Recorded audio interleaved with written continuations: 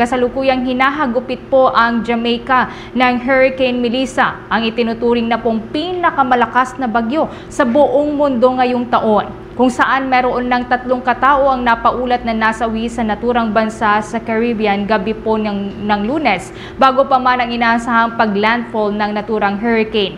Nag-iwan din ang natura pong hurricane ng 4 na nasawi sa may bansang Haiti at Dominican Republic.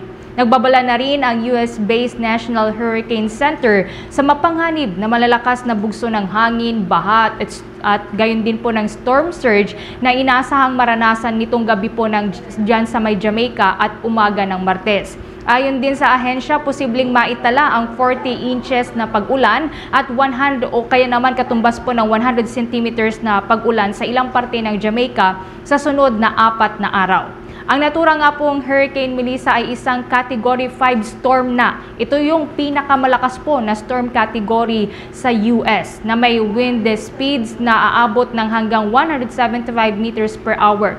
Lumalakas pa ito at inaasahang tumama po sa may Caribbean island umaga ng Martes Eastern Time. Nagbabala naman po ang mga eksperto na ang mabagal na pagkilos ng hurricane ay nangangahulugan ng matagal na malakas na pag-ulan sa ilang lugar, pagtaas din po ng banta na nakamamatay ng mga pagbaha at pagguho ng lupa. For the most trusted source of news and information, visit our website at www.bomboradio.com. Follow us on Bombo Radio mobile app, Facebook, YouTube, TikTok, and X, formerly Twitter. Like, share, and stay connected. Anytime, anywhere.